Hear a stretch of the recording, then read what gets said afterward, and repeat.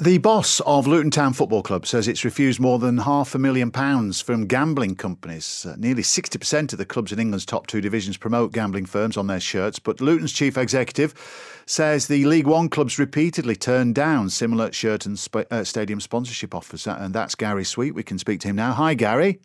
Hi, Tony. Hi, Anna. League One, I mean, Luton won't be awash with money. A lot of people say this is quite a brave decision. Well, it was a decision made a long time ago, actually. I mean, this is a culmination of an estimated loss over a period of time, but it's genuine. I mean, we have absolutely on several occasions turned down approaches from gambling companies or agents representing gambling companies purely on the basis that we just don't feel comfortable sponsoring a gambling company on our shirt. It's interesting. Maybe it's an easier decision to take in League One, but if you go further up the pyramid, obviously where Luton have been before in the past, Gary, my team Burnley, for example, they are sponsored by a gambling firm, and one of the stands is sponsored by a gambling firm. They do move in, don't they, to get instant appeal in the Premier League, for example. So would this principle follow you up the food chain? Yeah, of course. I mean, we look. I mean, football's a very quick-moving business.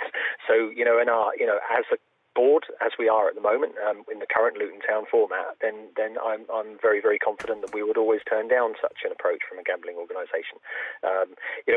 We're actually quite a socially responsible organisation, and that's not to say our values are better than anybody else's. What any other club decides to do is entirely up to them. Yeah. But we're quite happy to compromise our turnover just in order to carry out that responsibility. Does it go all the way through? Do you not allow gambling on the ground? Do you not have a betting counter? Do you not take ads from betting companies for around the ground or in the programme, anything like that?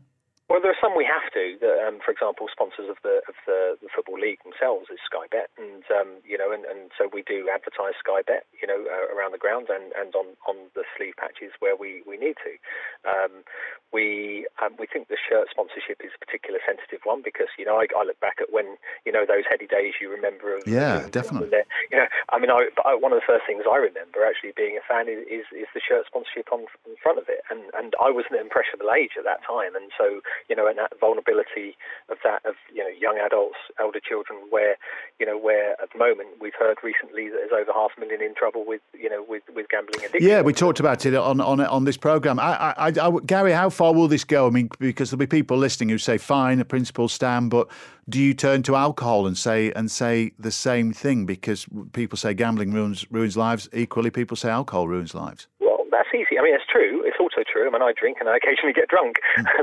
But we're not against alcohol. We're not actually against gambling. Everybody has a right to manage that themselves. But we just don't want to sponsor something where we think we prey on somebody's vulnerabilities.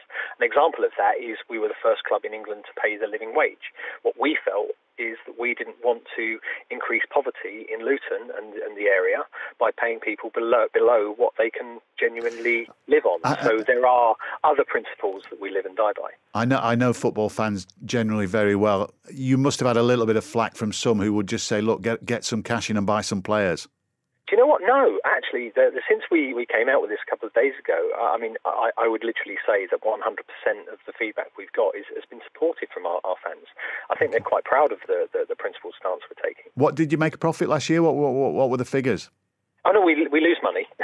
Football clubs in the bottom two leagues do lose money. So actually, you could argue that this subsidy is genuinely shareholders' cash. Actually, but we do lose money. I mean, it's we don't lose a lot, but it's a sum that we'd like not to lose. So hopefully we're moving towards that time when we make a profit. We hope as we progress, but it's very difficult in the lower leagues to actually turn a break even. Okay, well, I said right at the start it was a brave decision. We'll see how it works out, Gary. But good to talk to you. Thanks, Tom. Thank you, Gary Sweet, there, Chief Executive at Luton Town.